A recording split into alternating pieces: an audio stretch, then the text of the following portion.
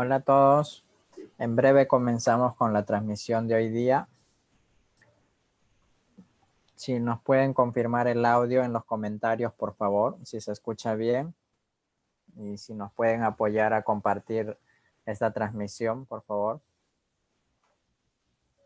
En breve vamos a comenzar con el curso internacional Estandarización en Preanalítica. Y el tema de hoy día es fase preanalítica en micología.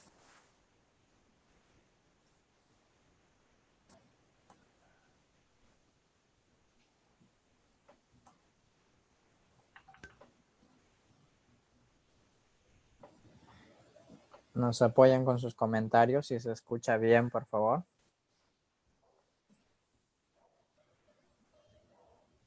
Ángel Sosa, audio perfecto. Muchas gracias, Ángel.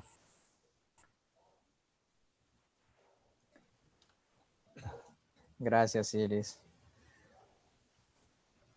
A ver si nos apoyan compartiendo el link para ya dar pase en breve al expositor. A ver, ya estamos 32 personas. Perfecto. Ahí sí nos apoyan compartiendo, por favor. A todos los que nos están comentando que sí se escucha bien el audio, muchas gracias. Gracias, Pilar Mora. Gracias, Amanda. Manuel Paredes, muchas gracias. Gracias por compartir también el link de esta transmisión a todos los que se están conectando. Bueno, vamos a empezar.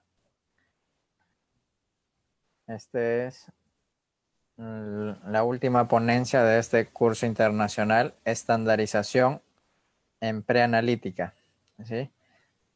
Todos los videos de este curso quedan grabados para los que se animan y los que van a inscribirse recién ahora al curso.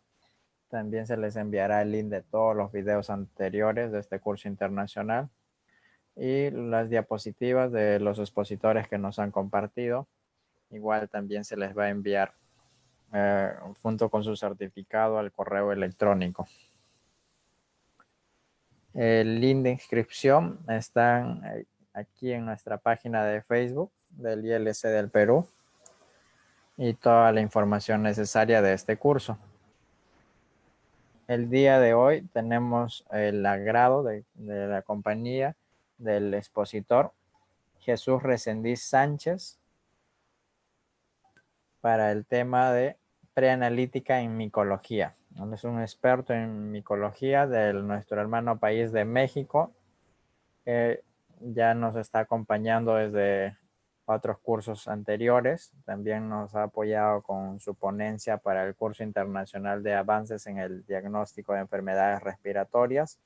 Y en este curso internacional de estandarización en preanalítica volvemos a tener su grata presencia y con esta superponencia preanalítica en micología. Adelante, maestro Jesús. Muchas gracias. Bueno, antes de empezar, quiero darle las gracias al comité organizador por permitirme participar aquí en este Congreso Internacional. El tema que les voy a dar es el de fase preanalítica en micología. Y esta es la primera diapositiva. Aquí estamos viendo el escudo de mi hospital.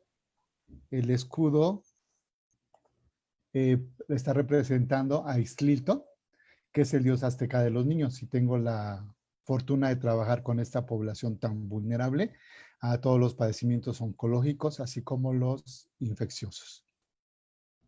Bueno, yo creo que este cuadro ya lo han de haber visto, esta gráfica. Está representando las fases de las pruebas de laboratorio. Voy a ser un poquito repetitivo con esto porque de aquí vamos a arrancar para nuestro tema. Entonces, recordemos que las fases de laboratorio, de pruebas de laboratorio, llevan una fase preanalítica. Después viene la fase preanalítica, después viene la fase analítica y la posanalítica y por último tendremos la posanalítica. Y en cada una de estas fases nosotros como personal de laboratorio clínico vamos a estar trabajando y vamos a hacer piezas importantes en esto. Bueno, vamos a ver la fase preanalítica en micología, en donde empieza. Empieza en el contacto con el médico y el paciente. El médico va a realizar una historia clínica detallada, ya sea con el paciente o el familiar, y posteriormente él tendrá que ver los signos y los síntomas, tendrá que hacer auscultaciones, palpación, y ya de ahí va a requerir estudios de imagen. Entre los estudios de imagen tenemos radiografías, tomografías, resonancias, etcétera. Y esto le va a empezar a direccionalizar al facultativo para ver qué prueba de laboratorio va a requerir para el diagnóstico que está sospechando. Y él tendrá que ponerse en contacto con el laboratorio para ver qué requisitos, si tiene la muestra un requisito especial, la cantidad de la muestra, tipo de contenedor. Muchas veces esto ya lo saben los médicos, porque trabajamos con el médico, junto con el médico, hacemos el equipo, ¿no? Entonces ya vamos a meternos en lo que es la fase preanalítica. Y esta aplica desde conocer las características clínicas de las infecciones, tomando los productos biológicos, el transporte y la conservación de ellos. Entonces es súper importante, vamos a empezar desde las características. Entonces, en la micosis se han dividido en estas categorías. Micosis superficiales, donde tenemos a las tiñas, la pitiriasis versicolor, las micosis cutáneas, el micetoma, la esporotricosis, la cromomicosis, las profundas, histoplasmosis, coccidioidomicosis, paracoccidioidomicosis, blastomicosis. Y en las sistémicas tenemos un poquito más grande la lista. Tenemos a la candidosis, aspergilosis, criptococosis, mucormicosis, fusariosis, geotricosis, tricosporiasis, etc. Entonces, primero tenemos que saber cuáles son estas micosis a las que le vamos a dar diagnóstico. Entonces, las muestras deben ser acompañadas siempre por un formato con todos los datos solicitados por el laboratorio. Tipo de muestra, en qué momento se tomó, y obviamente también tendrán que llevar los datos relevantes considerados para el estudio. Por ejemplo, el médico está sospechando ya de una micosis subcutánea. Ella nos va a poner ahí un probable, micetoma, probable esporotricosis, y el tipo de muestra dependerá de la micosis sospechada y la localización anatómica, de tal forma que las micosis superficiales serán suficiente un raspado dérmico, pelos, raspados de uñas, o si ya tenemos una micosis diseminada, pues tenemos inclusive muestras de aspirados de médula ósea. Los recipientes de donde se van a tomar las muestras de estos pacientes tienen que ser preferentemente estériles y un sello hermético y etiquetados correctamente con los datos del paciente. Entonces aquí tenemos una imagen. Entonces tenemos que etiquetarlos con esos marcadores, marcar el nombre del paciente.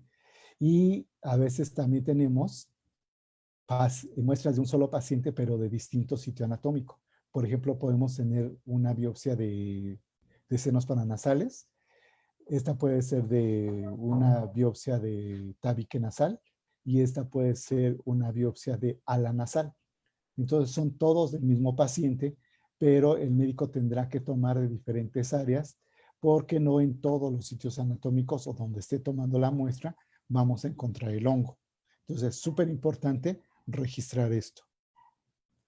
Entonces, ¿qué tipos de muestras van a llegar al laboratorio o cuáles son las que vamos a ir a tomar?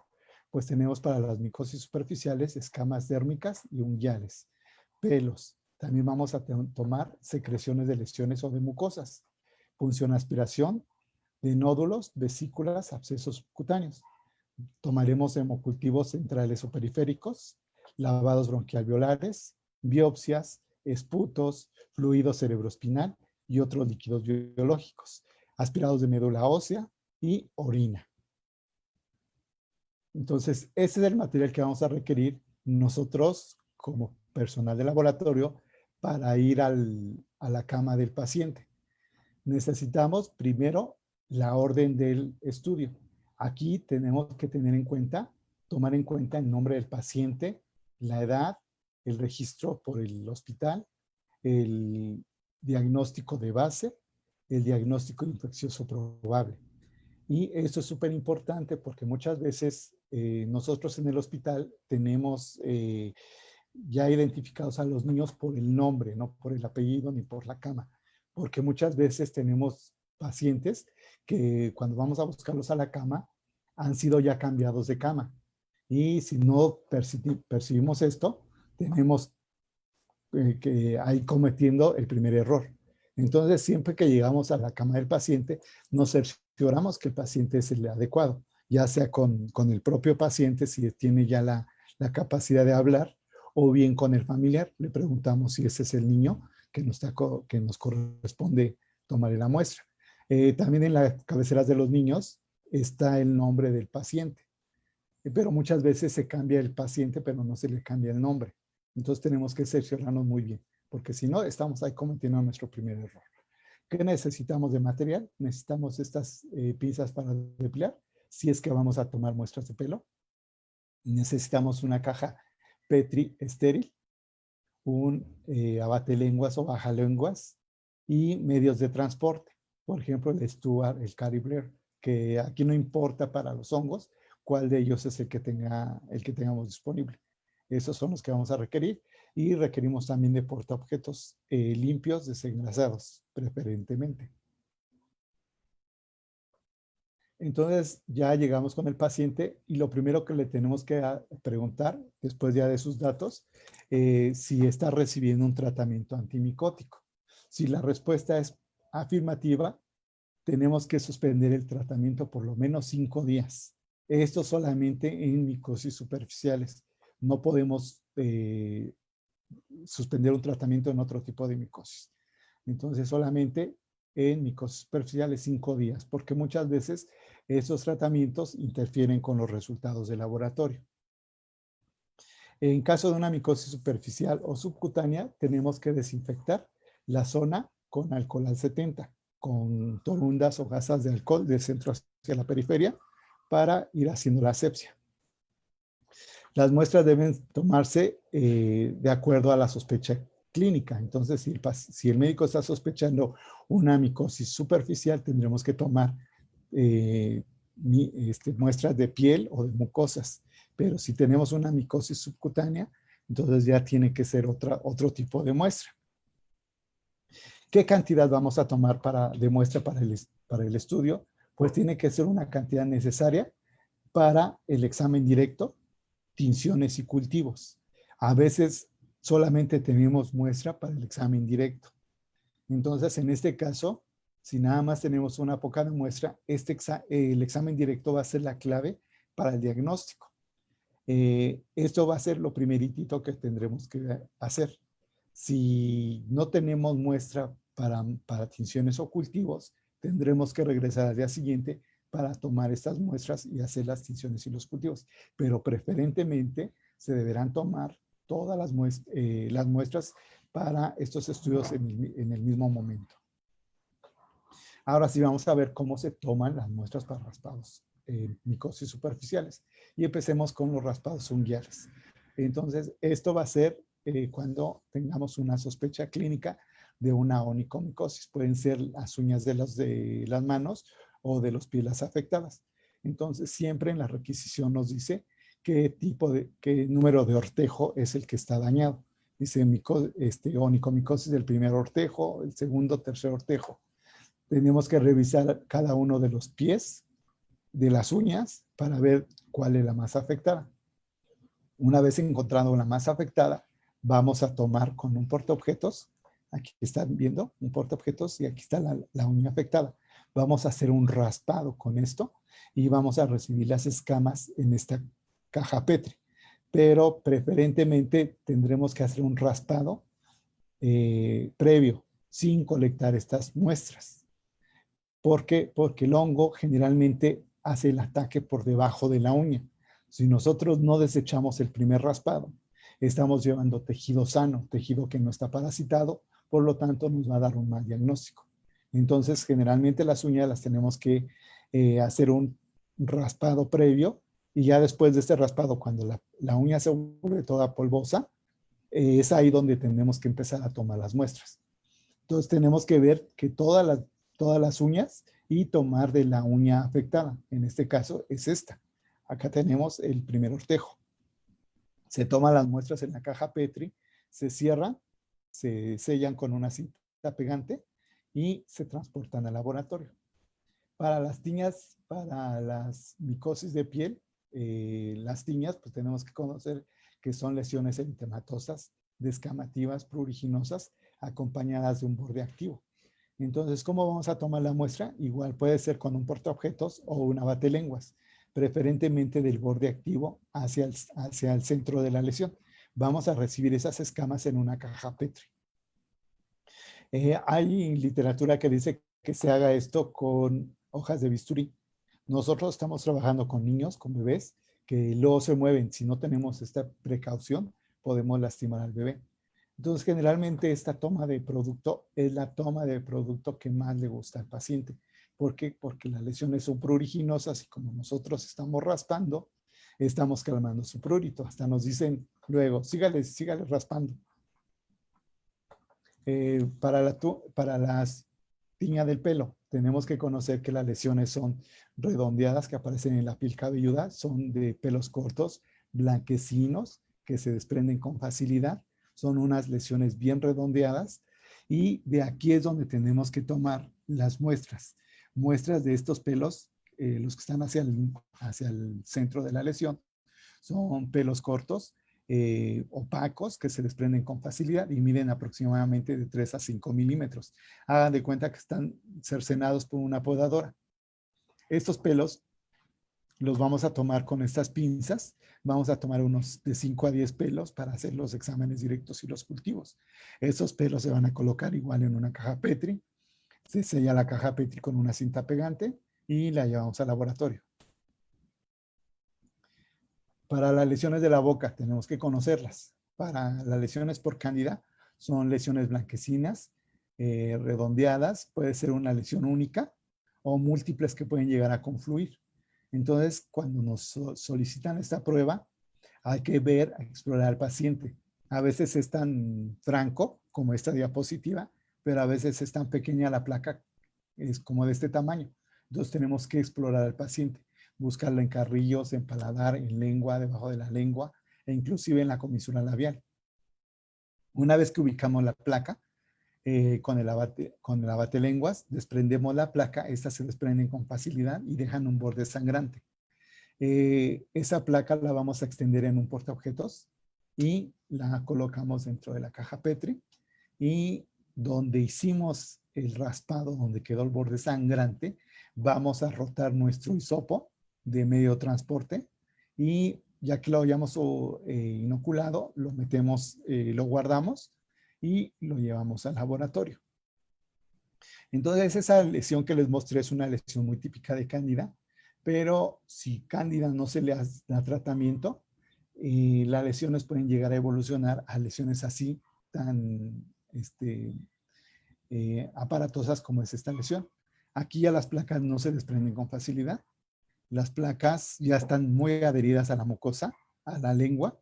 Entonces tenemos que ser un poquito más agresivos raspando esta lesión. Aquí sí también va a quedar sangrante. Estas lesiones ya son dolorosas.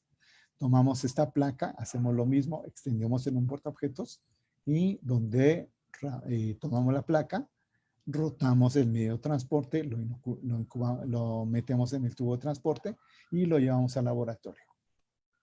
Aquí tenemos una candiosis de la comisura labial.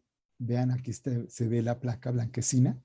Aquí con el abate-lenguas raspamos y quitamos un pedazo de la placa. Igual hacemos el frotis sobre el portaobjetos y sobre la lesión que aún queda sangrante, rotamos el hisopo para los cultivos. Esta es una lesión esofágica. Esta generalmente no tomamos nosotros las muestras.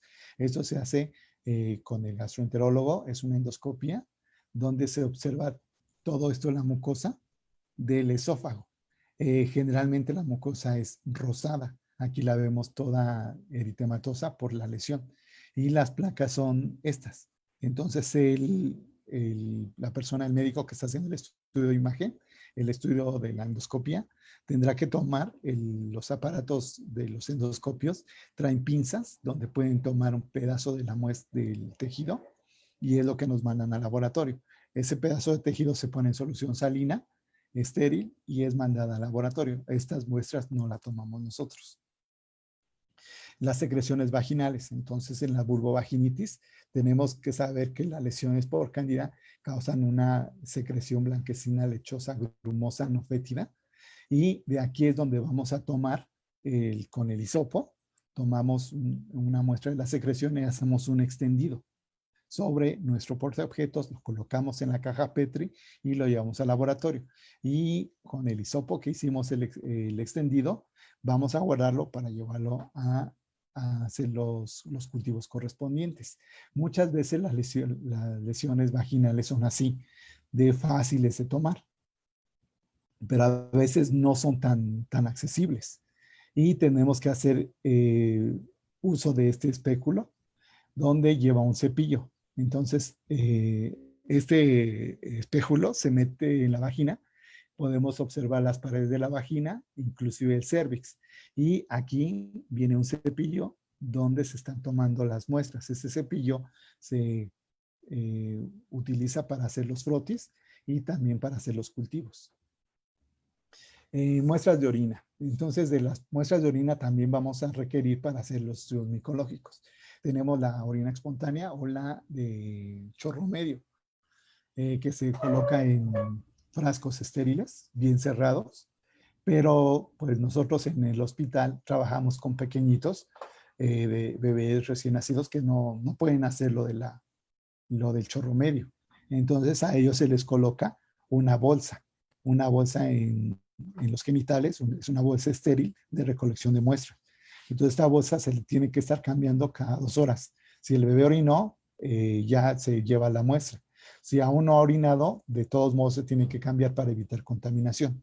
Esta bolsa se lleva literalmente así completa al laboratorio y a veces tendremos que ser un poquito más drásticos haciendo punciones suprapúbicas, donde se punciona la vejiga del bebé y se tiene la muestra biológica. Esto es cuando los bebés no pueden orinar o tienen obstrucción, o los pacientes ya adultos que están obstruidos y no se les pueden inclusive meter sonda. Hablando de sondas, tenemos que tomar también las muestras de sonda, preferentemente muestras de sonda de entrada por salida. Muchas veces los pacientes se les coloca esta sonda y esta sonda puede estar mucho tiempo aquí en el paciente y puede estar colonizada. Entonces siempre les preguntamos cuánto tiempo lleva la sonda colocada. A veces lleva semanas. Entonces esto es súper importante porque si nosotros encontramos una sonda ya de mucho tiempo con hongos, puede ser que estemos ante una colonización de la sonda.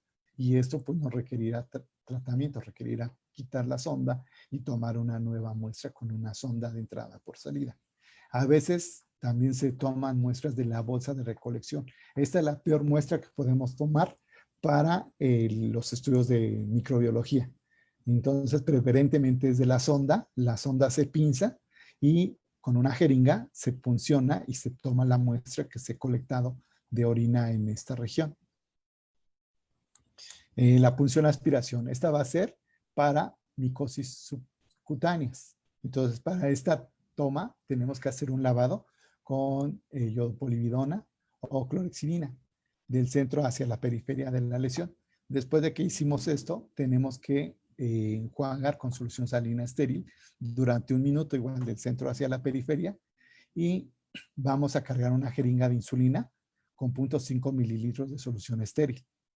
Y de ahí nos vamos a tomar la muestra. A veces no es necesario cargar la jeringa porque las lesiones son muy, ya se encuentran llenas de líquido. Si la lesión se encuentra llena de líquido, no es necesario cargar la jeringa. Entonces, una vez que ya cargamos la jeringa, vamos a a hacer una punción en 45 grados en la zona afectada. Vamos a introducir esos 0.5 mililitros y después de que introducimos al momento, vamos a aspirar para obtener la cantidad. Muchas veces no se obtiene el mismo 0.5 mililitros que metimos, a veces 0.1, 0.2 mililitros. Con eso es suficiente para ir a hacer nuestro estudio de laboratorio. Entonces se retira la jeringa, si ya lo tenemos en la jeringa, se retira la jeringa y se transporta al laboratorio lo más pronto posible. Aquí tenemos un ejemplo. Esta es una lesión que está llena de líquido. Se cargó la jeringa y se está puncionando en un ángulo 45 para obtener el pus. Y esto, pues generalmente cuando se pide también para estudios para anaerobios, la misma jeringa, la aguja, tiene que ser doblada y transportada para el estudio de las bacterias anaerobias. Pero para los hongos no es necesario. Se puede llevar inclusive con la misma jeringa puesta para evitar contaminación. Hemocultivos. Entonces, de los hemocultivos igual vamos a tomar hemocultivos como las técnicas que ustedes ya saben. Se va a colocar el torniquete y se va a localizar la vena cefálica o basílica, hacer la desinfección con yodopolividona o clorexidina del centro hacia la periferia y después vamos a retirar con etanol al 70%. Una vez que ya hicimos esta asepsia, vamos a puncionar, puede ser con jeringa o con vacutainer, y vamos a obtener la muestra de sangre. Pueden ir desde el 0.5 mililitros a 10 mililitros según la edad del paciente. A veces nosotros tenemos pacientes que pesan medio kilo. No podemos pedirle 1 mililitro de sangre. Entonces, lo que nos alcance a proporcionar el paciente. Una vez que se tomó la muestra, se retira el tapón del hemocultivo y se hace una asepsia con etanol al 70% y vamos a, ahora sí, cambiar la jeringa, la aguja de la jeringa, colocar una nueva aguja y vamos a inocular los frascos. Inoculamos los frascos mezclando suavemente por inmersión para evitar que las muestras se lleguen a coagular. Estos frascos van a ser incubados a 25 y a 37 grados centígrados según estamos pensando de un hongo dimórfico. Si se piensa de una catidemia o un hongo levaduriforme, pues lo llevamos directamente a 37 grados. Para el estudio de los hemocultivos de catéter, se tendrán que tomar los cultivos de todos los catéteres que llegue a tener el paciente, porque esto va a ser súper importante. Generalmente cuando se toman cultivos de catéter, se tienen que tomar también cultivos periféricos, porque de ello nos va a decir si se trata de una infección relacionada a catéter o una sepsis verdadera, una fungemia. Igual se va a hacer lo mismo que hicimos con la punción venosa, nada más que aquí se va a tratar de catéteres. Generalmente los catéteres son manipulados por una sola persona. Es el personal de enfermería, que inclusive varios hospitales tienen ya la clínica de catéteres, donde solamente una persona es capaz, tiene el permiso de ir a puncionar estos catéteres, porque generalmente estos se contaminan o se colonizan rápidamente. Y una vez que está colonizado o está contaminado ese catéter, tenemos que retirarlo. Y ese catéter pues es indispensable para el paciente. Vámonos con el lavado bronquialveolar. Este generalmente lo hace un neumólogo. Tiene el paciente que recibir una anestesia general y va a introducir el endoscopio. Y este equipo trae una cámara y esta cámara la está viendo el facultativo en una pantalla de la computadora. Y ahí va viendo el trayecto, cómo va. E inclusive puede ver aquí ya lesiones en el bronquio. Y una vez que ya encuentra las lesiones, el mismo aparato trae una pinza que toma la muestra del tejido y toma la muestra y la retira. O también trae un cepillo. Ese cepillo sale y entra varias veces para cepillar el bronquio. Esa es la técnica del cepillado bronquial. Es una de las mejores técnicas porque aquí estamos cepillando directamente el bronquio y no estamos trayendo células del tejido respiratorio bajo. del tracto respiratorio bajo. Perdón. Líquido pleural.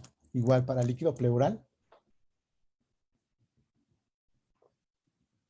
se tendrá que hacer primero un estudio de imagen para ver las dimensiones de la lesión. Y una vez ya localizada y ya obteniendo bien la lesión, se procederá a hacer la punción con una aguja y una jeringa, teniendo mucho cuidado para llegar al sitio de donde se encuentra la colección. Porque si no se tiene este cuidado, se puede llegar a ponchar el pulmón del paciente y hacer una iatrogenia con la toma del producto. Todo esta generalmente también la toman los neumólogos. Nosotros no estamos involucrados aquí. Líquido amniótico. Igual, tiene que ser guiado primero con un estudio de imagen y para localizar dónde se encuentra el bebé. Y una vez que ya está localizado, la mamá es sedada o se inmoviliza para hacer la punción. Entonces la punción generalmente se pone en un ángulo de 45 grados para tratar de llegar al saco amniótico y tomar la muestra. Si no tenemos este cuidado, podemos hacerle un trauma al bebé, un trauma irreversible. El líquido peritoneal. Igual, el líquido peritoneal se tendrá que hacer un estudio de imagen para ubicar dónde se encuentra ubicado este líquido. Y una vez que ya lo tenemos ubicado, se hace una punción con una jeringa. Generalmente son jeringas, no es Vacutainer, porque nosotros con esto estamos controlando la presión.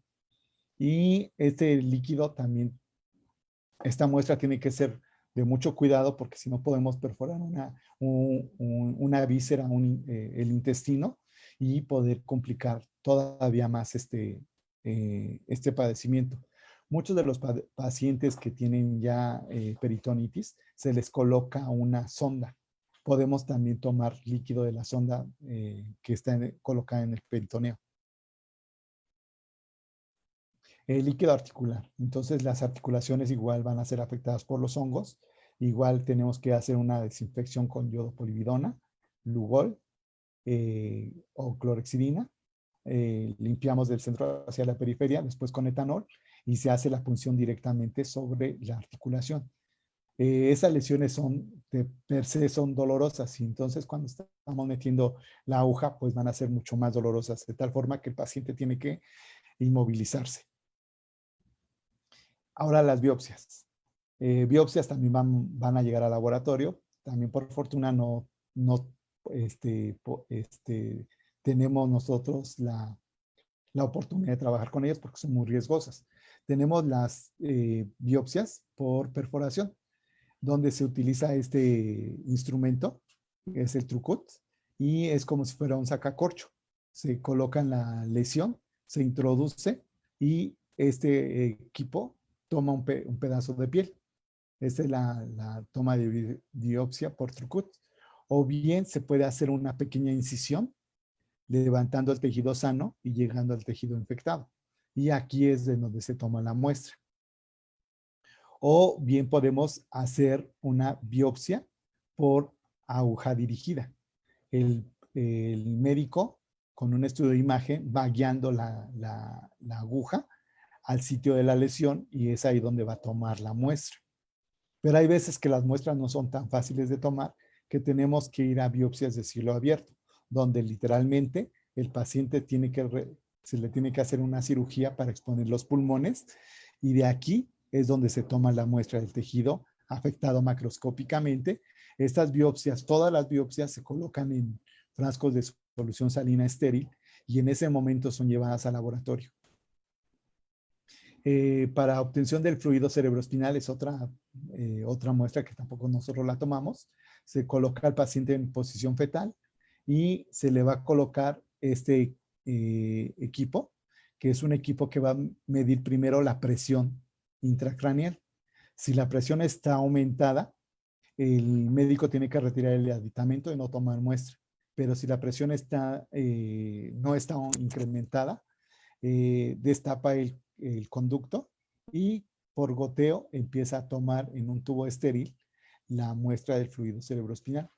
Esta muestra igual nuevamente se tapa y en ese momento se lleva al laboratorio para hacer los estudios correspondientes. El aspirado de médula ósea. Esta muestra también es un poco traumante porque se utiliza esta aguja. Es una aguja de calibre 18, un calibre muy grueso, y dentro de esta aguja va otra aguja. Entonces lo que se hace es se coloca al paciente y se perfora, se punciona con esta aguja a chocar al hueso. Entonces cuando choca con el hueso, el mismo médico tiene que hacer presión y tiene que hacer girar esto, como si estuviera haciendo como si fuera un sacacorchos. E inclusive se escucha cuando va rompiéndose el hueso, cuando se está tomando esta muestra de médula ósea. El médico saca la aguja que está aquí y pone una estría en su guante para ver si ya está en médula ósea. Si el color ya es un color guinda, le está indicando que ya está en médula ósea. Si ya está en médula ósea, coloca una jeringa al aditamento y empieza a succionar.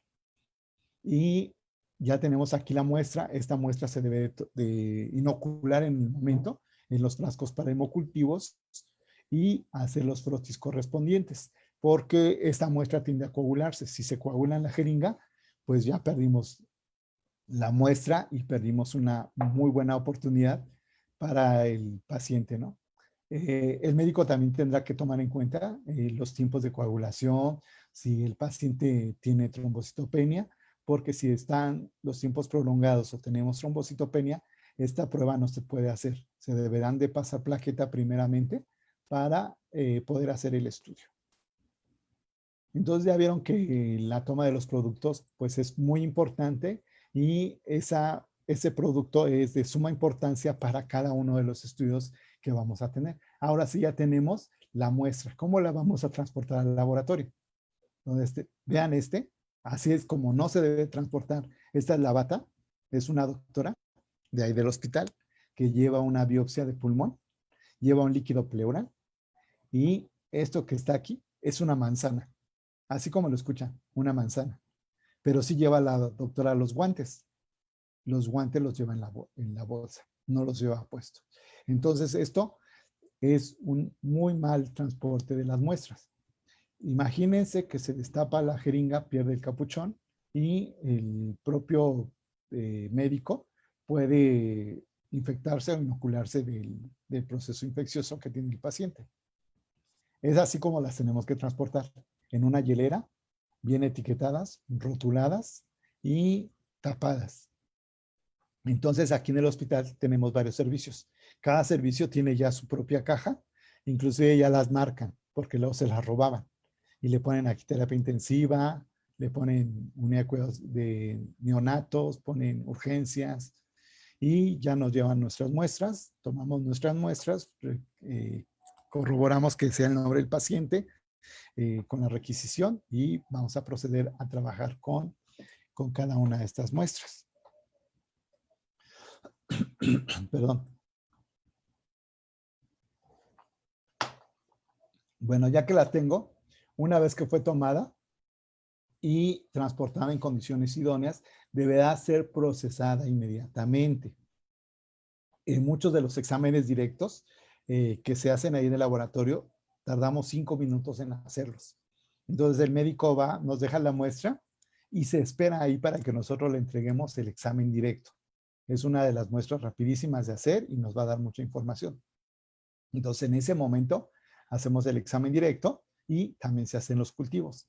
Pero muchas veces no es posible que podamos trabajar la muestra en el momento. Hay veces que el niño es sometido a una cirugía, se tiene que acondicionar el paciente y pues la cirugía va a tardar más tiempo. A veces ya es en la madrugada donde ya no estamos nosotros. Entonces, si no nos encontramos o fue tomada un fin de semana o en un puente o en algún día no laboral, es necesario refrigerar la muestra a 4 grados centígrados y procesarla antes de 24 horas. Preferentemente, hay que trabajarlo en 24 horas. Si por alguna razón no se va a poder procesar en este tiempo, tendremos que congelar la muestra a menos 20 grados centígrados y tenemos que hacer una descongelación paulatina. De menos 20 la pasamos a 0 grados, 2 horas. De 0 grados la vamos a pasar a 4 grados, 2 horas, y ya la podemos utilizar. Entonces esto va a evitar el descongelamiento paulatino, que las células de los patógenos se dañen con los cristales de hielo que se forman en las células. Entonces, esto ya es algo muy extremo. Preferentemente tenemos que irnos a tomar las muestras en el momento, procesarlas en el momento. Hay veces que el médico me dice, el paciente está entrando a quirófano, le digo, lo espero. Y me quedo ahí esperando la muestra fuera del quirófano para inmediatamente correr al laboratorio e ir a procesarlas. Hay veces que son fines de semana que pues no hay servicio en el hospital de microbiología de fines de semana, pero si es una urgencia, pues ni modo. Es nuestro trabajo y tenemos que ir a tomar estas muestras y a veces pues tenemos que sacrificar ese día de descanso, ¿no? Sin cambio de pues dinero, ¿no? Entonces, ahora sí, antes de que continúe, ¿hay alguna pregunta con esto de la toma de muestras? Los escucho.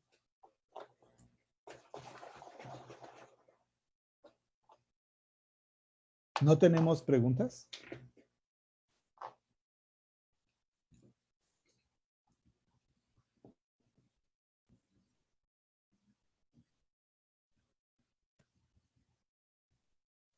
¿No hay preguntas? Bueno, pues si no hay preguntas, vamos a continuar con la charla. Entonces ya vieron que dentro de la fase preanalítica se pueden cometer muchos errores. El error desde tomar una muestra inadecuada en una lesión no adecuada, de un paciente no adecuado o un nombre cambiado. El transporte, bueno, tomamos ya la muestra. Si no se etiqueta la muestra correctamente, la muestra, pues vamos a seguir cometiendo errores. Y un error nos va a llevar a otro error y más errores. Entonces, muchas veces los médicos llevan muy poca muestra, ¿no? Y uno como parte del laboratorio, pues es muy poca muestra. No te la voy a aceptar. Entonces, aquí hay que valorar el riesgo-beneficio. Porque muchas veces les comento que tenemos pacientes que pesan medio kilo y no les podemos pedir 1 mililitro de orina. Y más si está en anuria el bebé. Entonces, con la cantidad de muestra que tienen es suficiente. Y siempre se pone ahí una nota, ¿no? Fue una muestra de poco volumen o fue una muestra inadecuada, pero este es el resultado. Ya el médico valorará el resultado. Entonces, el trabajo que hacemos nosotros es un trabajo en equipo. Tenemos que trabajarlo junto con el médico y a veces junto con el paciente. El médico nos va a decir cómo tomar las muestras o a veces nos va a decir, ¿sabes qué? Me está interesando esto, quiero que le busques esto. Entonces ya con eso tenemos que ir haciendo cambios en nuestras baterías de tinciones, en nuestros cultivos. Tenemos que meter otros cultivos que no se utilizan de manera constante. Podemos inclusive nosotros meter en micología medios de Lowenstein-Jensen, medios de sangre chocolate, medios de BHI, hemocultivos, que no son medios de cultivo específicos para micología, son más bien para microbiología. Pero muchos de los hongos se comportan como si fueran las muestras, como si fueran bacterias, lo que estuviéramos buscando. Entonces, con base en ello, tenemos que hacer la búsqueda y ver las condiciones en que vamos a sembrar, en las que vamos a inocular, en las que vamos a incubar y en cuánto tiempo vamos a tardar los cultivos. Entonces, pues ya tengo la muestra. ¿Y ahora qué le voy a hacer?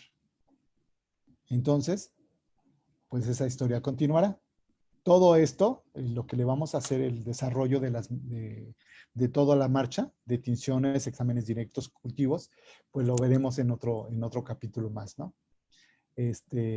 Bueno, para los que no me contestaron, ya casi estamos terminando la charla. para que vayan despertando. Y pues esta historia pues va a continuar, ¿no? Entonces, para continuar con esta historia, le pedí a Roberto si puedo hacer un pequeño comercial en un diplomado en línea que estamos organizando. Este diplomado consta de 10 módulos y ahí van a ver todo lo que se hace con esas muestras hasta llegar al diagnóstico. Este diplomado consta de 10 módulos. El primer módulo es de propiedades generales de los hongos. Ahí vemos qué es un hongo, dónde vive, cómo crece, cómo se reproduce, la composición química de la pared celular, de la membrana. Vamos a ver la reproducción sexuada y asexuada, fenómenos fúngicos, medios de cultivo y cómo llegamos a la identificación de los hongos filamentosos. Ahí veremos los fenómenos del dimorfismo, pleomorfismo, bifascismo. Después viene otro módulo que es infecciones, la respuesta inmune a las infecciones micóticas. Entonces, los hongos han estado aquí en nuestro planeta desde antes de que nosotros existiéramos. Y solamente van a infectar al humano porque nos hemos puesto en su camino, porque no requieren ellos cumplir un ciclo biológico. Entonces ellos han tenido que montar mecanismos de resistencia, de virulencia, y también nosotros tenemos mecanismos de resistencia inmunológica, la respuesta inmune celular, la respuesta inmunomoral, la respuesta inmune innata. Todos esos fenómenos se van a ver en un solo capítulo. Cómo es que los hongos llegan a causar la enfermedad. Después tenemos el módulo 3, que son micosis superficiales. Ahí veremos candidosis, no veremos tiñas y pitiriasis. Cómo llegamos al diagnóstico de una tiña del pelo, de la tiña de los pies, de la tiña de las uñas y la pitiriasis también. Después de ver ese capítulo, bueno, cada uno de los capítulos lleva desde la definición de la enfermedad, epidemiología, cuadro clínico, diagnósticos diferenciales, lleva diagnóstico por el laboratorio y los tratamientos. Entonces es un diplomado de micología clínica. No nada más nos estamos quedando con el hongo en el laboratorio, sino vamos a trabajar aquí todas las fases del laboratorio, desde la fase preanalítica, cómo es que un médico nos hace una historia clínica, cómo es que él se empieza a percatar de que el proceso es causado por hongos. Ya veremos la fase preanalítica, nuevamente lo veremos acá, desde la toma del producto. Y ya veremos la fase analítica. En la fase analítica veremos las tinciones, los exámenes directos, los cultivos, y cómo sembramos, cómo incubamos, cómo identificamos a los microorganismos. Después de eso, pues emitimos el resultado, ¿no? Ya viene la fase post-analítica. Y trabajamos también la fase post-analítica, porque nosotros conocemos a los pacientes y sabemos qué tienen de base, qué tratamientos le están dando, cómo va evolucionando y estamos al tanto. Llega el médico y le preguntamos, oye, ¿cómo va Juanito? ¿Cómo va Lupita? No, pues fíjate que ya le bajó la fiebre, ya tiene la amphotericina tanto, ya tiene esto, ya tiene aquello. Entonces, siempre estamos al tanto de nuestros pacientes, los que están hospitalizados, porque generalmente los que están de consulta externa, pues se van a su casa y son micosis que no ponen en riesgo la vida del paciente. Pero los que sí están hospitalizados es a los que estamos llevándoles, llegando hasta la fase post-analítica. Después tenemos las micosis subcutáneas. En las micosis subcutáneas vamos a ver micetoma, esporotricosis y cromomicosis. Después vamos a ver las micosis profundas. Ahí veremos candidosis, criptococosis, perdón, estamos en las profundas. Ahí veremos histoplasmosis, coccidioidomicosis, paracoccidioidomicosis y blastomicosis. Igual con los mismos temas. Veremos también las micosis oportunistas. Y ahí sí veremos candidosis, aspergilosis, criptococosis, mucormicosis, fusariosis. Tenemos también otro capítulo de antifúngicos. Ahí vamos a ver los mecanismos de acción y de resistencia para algunos de los antimicóticos que se emplean en la clínica. También veremos un capítulo de biología molecular aplicada al diagnóstico fúngico. Y tenemos otro capítulo que es conservación de muestras y cepas de hongos en micología.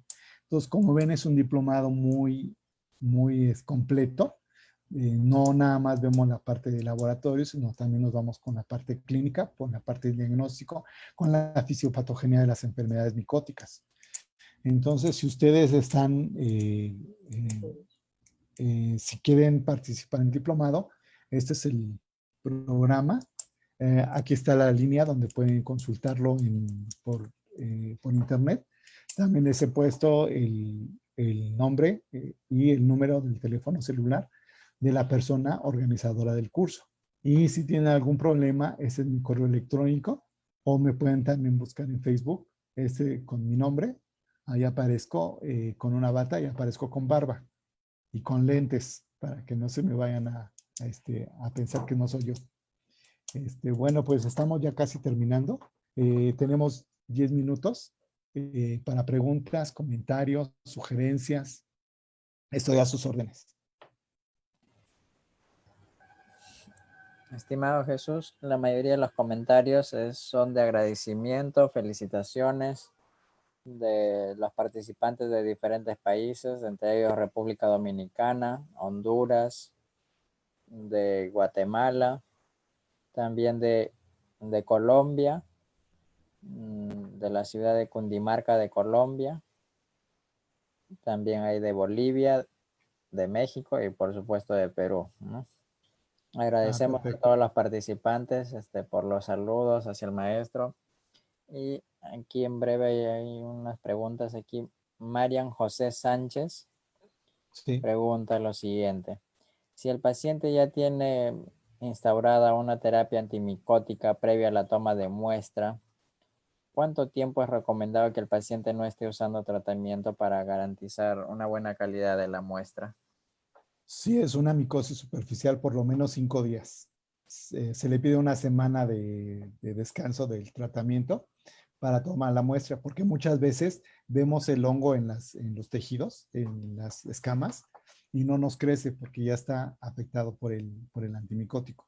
Entonces, preferentemente son 5 días, pero si el paciente puede mantenerse más tiempo sin el antimicótico, mucho mejor. Pero lo importante son 5 días. Saludos desde Argentina, de Nicaragua, desde Piura, una ciudad del norte de nuestro país también. De Perú. Uh-huh. Sí, de Perú. De República Dominicana. Ahora vamos a ver si es que hay alguna otra pregunta para el maestro sobre el tema de preanalítica en micología.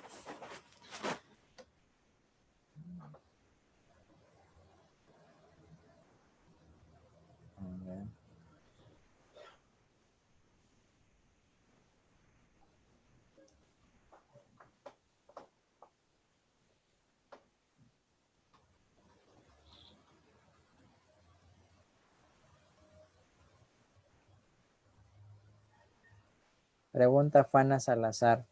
¿Es indispensable utilizar como contenedor para transporte las jeringas? Si es una muestra líquida, sí. Es importante, pero por ejemplo, las muestras de piel, pelo, uñas, las cajas Petri son indispensables. Mucha en la literatura dice que hay que ponerlos en portas, entre portas. Se ponen las muestras y se llevan al laboratorio, pero muchas veces a veces se pierde la muestra. Entonces, preferentemente, o se queda en el contenedor del transporte. Entonces, preferentemente hay que llevarlas en cajas. Y si la muestra es líquida, es suficiente el llevarlas en la jeringa. Recuerden que estas muestras fueron precargadas con solución salina y ya no se nos van a coagular, porque a veces es el riesgo de que se coagule.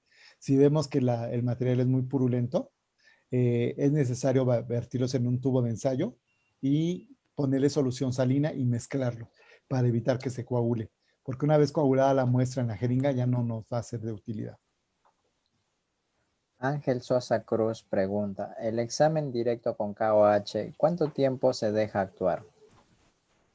Se pone la muestra en un portaobjetos, se le pone una gota de KOH, se le pone un cubreobjetos y se calienta a ebullición. En el momento que suelta la primer burbuja, se saca del fuego y se observa. No calentamos las muestras para acelerar el proceso de clarificación. Muchos de los autores, muchos micólogos dejan las muestras actuar 2 horas, pero nosotros para agilizar el tiempo calentamos. Todas las muestras se calientan con el examen directo y se observan al momento. Nester Adolfo Oseguera pregunta, ¿cuál es la sensibilidad de un KOH? Dependiendo, porque hay veces que las muestras biológicas no todas están parasitadas y podemos tener un examen directo negativo con un cultivo positivo. O al revés, un examen directo positivo y un cultivo negativo. Entonces, preferentemente se debe de tomar buena cantidad de muestra para procurar que gran cantidad de muestras vayan parasitadas y podamos observar el hongo, porque sí tiene una sensibilidad baja. Si no tenemos el ojo bien capacitado, aunque veamos la muestra, si no sabemos que esa es la muestra fúngica que estamos buscando, va a pasar desapercibido. Y a veces las mismas, el tejido, las células, lo impiden. Por eso es que se utiliza el hidróxido de potasio para clarificar. Entonces sí hay que tener mucho cuidado con el examen directo y el tiempo de actuar. Nosotros calentamos para que esto sea más rápido. Perfecto, maestro. Muchas gracias. Agradecemos a Pues, todos los participantes por acompañarnos hasta estas horas y también indicarles que si desean certificados del curso, pueden inscribirnos al link que está en la página oficial del ILC del Perú. Y también comentarles que ya este mes vamos a finalizar el curso internacional Avances en el diagnóstico de enfermedades respiratorias. También tenemos toda la información en la página oficial y agradecerles por acompañarnos en todas las transmisiones en vivo, esperando que Dios los guarde a cada uno de ustedes y que pase pronto toda esta pandemia. Agradecer al maestro Jesús Resendiz por su excelente ponencia y siempre compartir algunos tips con los participantes. No sé si es que desea dar algunas palabras, maestro. bueno, pues lo que me gusta de esto es de que pues siempre nosotros como personal de laboratorio no es una carrera que termine, es una carrera dinámica que tenemos que estar, que está cambiando día con día y nosotros tenemos que estar cambiando junto con ella para ir a la vanguardia. Y pues felicito a cada uno de los participantes porque ponen de su interés, ponen de su tiempo para seguir participando, para seguir actualizándose en estos temas de la química clínica. Entonces, pues no dejen de hacerlo, continúen con esta labor. No, en cuanto nosotros terminamos la escuela, pues no terminamos la carrera, ahí apenas empieza. Siempre es lo que le digo a mis alumnos. Empezamos, nosotros en la carrera nos resolvía el maestro los problemas, pero ya saliendo nosotros tenemos que resolver problemas. ¿Y cómo le vamos a hacer? A través del conocimiento, estando leyendo, actualizando, tomando cursos, diplomados, talleres en el área que nos corresponde. Entonces es un universo en la química clínica. Tenemos que saber de hematología, de química clínica, de uroanálisis. Entonces, de verdad les felicito por esta labor, porque yo por fortuna o desfortuna, nada más he manejado la parte de laboratorio de micología. Me hace falta más de química clínica, pero pues ya veremos en su momento si podemos seguir participando en otros cursos. Y agradecerte a ti, Roberto, la invitación para participar con nuestros colegas del gremio. Y pues no me queda más que decirles gracias a todos y cualquier duda o comentario, está en mi correo. Espero que haya más dudas. Si las dudas les surge en el momento en que ya están trabajando, no hay problema. Ustedes mándenme fotografías, mándenme las preguntas y yo con mucho gusto se las estaré resolviendo. Y si no puedo, pues buscaré la persona o les direccionalizaré con la persona que sí les pueda ayudar. Muchas gracias, maestro. Igual también tenemos un grupo de WhatsApp de micología. Pueden escribirnos al WhatsApp y vamos a compartir sus preguntas en el grupo. Así que gustoso ahí, le esperamos en los grupos de WhatsApp. Tenemos de todas las áreas, de hematología, de bioquímica, de uroanálisis, ¿no? Para los que están preguntando si los cursos tienen creditaje, el curso internacional Avances en el diagnóstico de enfermedades respiratorias tiene 2 créditos. Pueden escribirnos los links de WhatsApp para información de ese curso. Y el curso internacional estandarización en preanalítico tiene 18 horas, valor académico de 18 horas. También igual nos pueden escribir al enlace del WhatsApp que está en este Facebook de la página oficial del Instituto de Estandarización en Laboratorio Clínico. Está con las iniciales ILC del Perú. Gracias por acompañarnos y nos vemos en la próxima transmisión. Muchas gracias. Gracias, maestro, igualmente.